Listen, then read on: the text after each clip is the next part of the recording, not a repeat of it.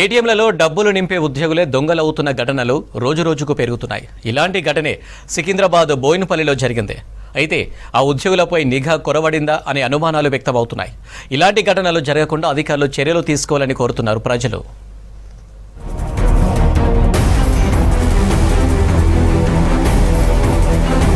హైదరాబాద్లోని ఏటీఎంలలో డబ్బు నింపే ప్రైవేట్ సంస్థ ఉద్యోగులు చేతివాటం ప్రదర్శిస్తున్నారు.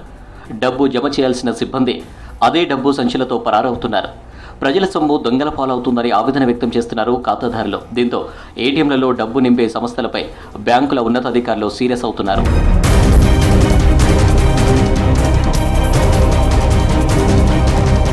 ఏటీఎంలలో డబ్బులు నింపే బాధ్యత ఓ ప్రైవేట్ సెక్యూరిటీ సంస్థ తీసుకుంది.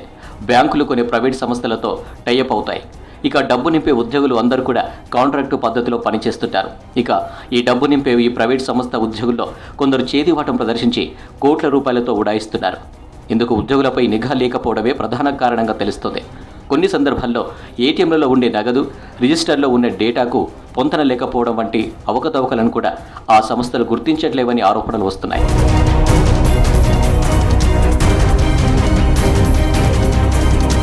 నగరంలోని ఎస్బీఐ ఏటీఎంలో లక్ష్మణ్ అనే డబ్బు నింపే వ్యక్తి 3 కోట్ల రూపాయలతో ఉడాయించాడు.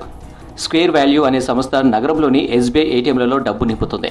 సికింద్రాబాద్ బోయినపల్లిలోని ఎస్బీఐ ఏటీఎంలో సిబ్బంది డబ్బు నింపుతుండగా లక్ష్మణ్ అనే ఉద్యోగి వెహికల్లో ఉన్న 3 కోట్ల రూపాయల బ్యాగ్తో పరారయ్యాడు.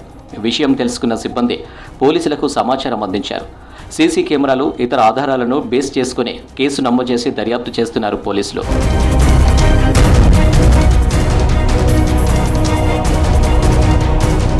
ప్రైవేట్ సంస్థలు వారి సిబ్బంది మీద నిఘా లేకపోవడంతోనే ఇలాంటి ఘటనలు జరుగుతున్నాయనే వాదనలు వినిపిస్తున్నాయి. ఇలాంటి ఘటనలు పునరావృతం కాకుండా సదరు సంస్థలు జాగ్రత్త తీసుకోవాల్సిన అవసరం ఎంతైనా ఉంది.